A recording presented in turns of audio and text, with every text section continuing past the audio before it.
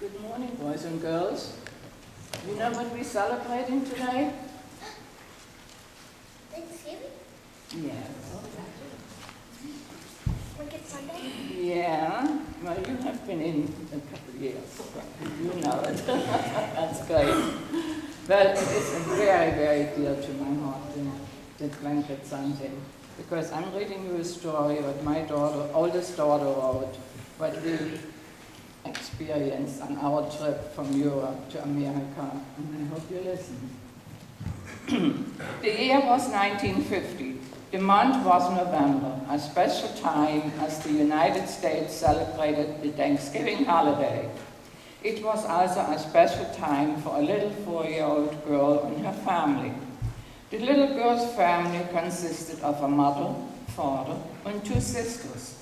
They had just disembarked in New York City from a trip across the Atlantic Ocean, fleeing communist East Germany, and were traveling halfway across the United States to Iowa, their new home. The means of transportation was the train.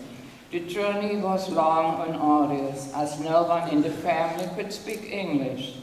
Besides the clothes on their back, they each had one blanket that they needed.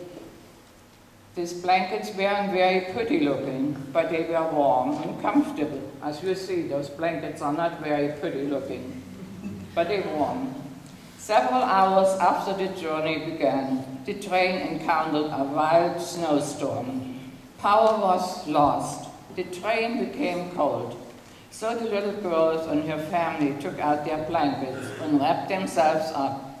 The train's porter was passing through, checking on the passengers, and stopped in front of the little girl's father. He, the porter, was pointing a finger at the father and talked loudly. Of course, the father didn't understand, and the porter didn't understand him.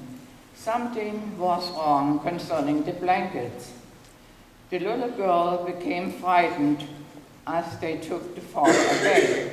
She and the rest of the family began crying because besides the father being taken away, the lights started flickering. After what seemed like hours, the father was returned. The father and the porter were smiling. The father sat down with his blanket. Everything was fine. What happened was, the church world service had given blankets to each member of the family. These blankets looked like the train blankets.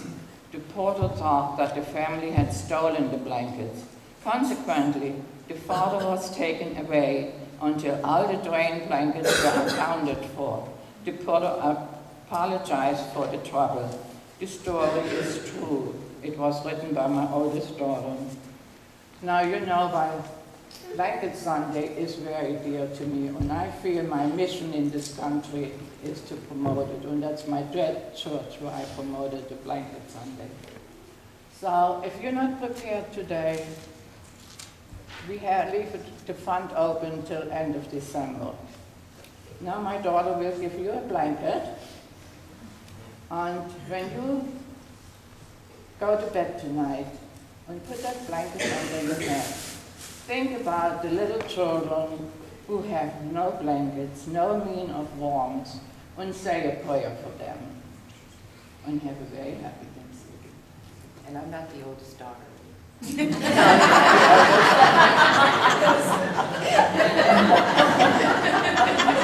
throw that in. People are looking at me.